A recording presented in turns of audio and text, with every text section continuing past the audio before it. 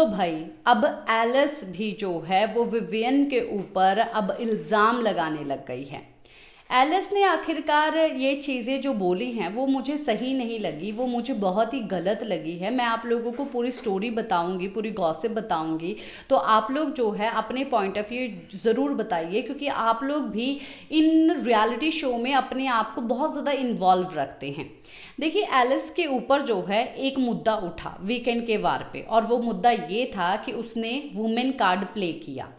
इसके बाद जो है अब एलिस बात करती हुई नजर आई, जहां पर एलिस ने ये बात बोली है कि भाई मैंने विवियन का नाम नहीं लिया, और मैंने विवियन का नाम नहीं लिया, पूरा का पूरा इल्ज़ाम जो है मैंने अपने ऊपर ले लिया। इवन अभी भी जो है मेरे ऊपर काफ़ी ज़्यादा भड़क रहा था इस चीज़ को लेके। यानी कि एलिस का कहना ये है कि जो भी बातें उसने शिल्पा से, चुम से बोली कि अब मैं ऐसा करूंगी, अब मैं वैसा करूंगी, उसी चीज़ को लेके जो है बहुत मुद्दा जो है वीकेंड के वार पे उठाया गया। तो एलिस का मानना और एलिस का कहना ये है कि ये सब चीज़ें करने से पहले उसने जो है ये बात का जिक्र जो है वो एक्चुअली में विविन के साथ किया था।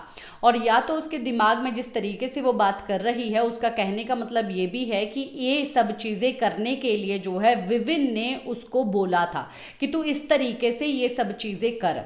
तो अगर ऐसी चीज़ें हुई होती तो डेफिनेटली जो है इतनी इंपॉर्टेंट चीज़ को जो है दिखाया जाता और एपिसोड में दिखाया जाता। और एपिसोड में अगर दिखाया नहीं गया है तो इसका मतलब क्या है कि ऐसी बात जो है वो विविन ने की ही नहीं है।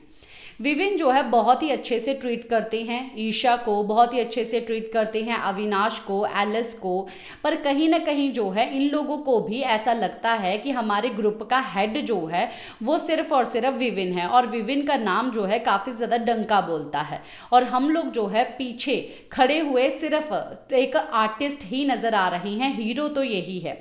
पर ऐसी चीज़ें एलिस को या अविनाश को भी काफ़ी बार विविन के खिलाफ बातें बोलते हुए देखा है आपने, सुना है आपने। अब एलिस भी ये बात बोल रही है तो वो चीज़ सही नहीं है।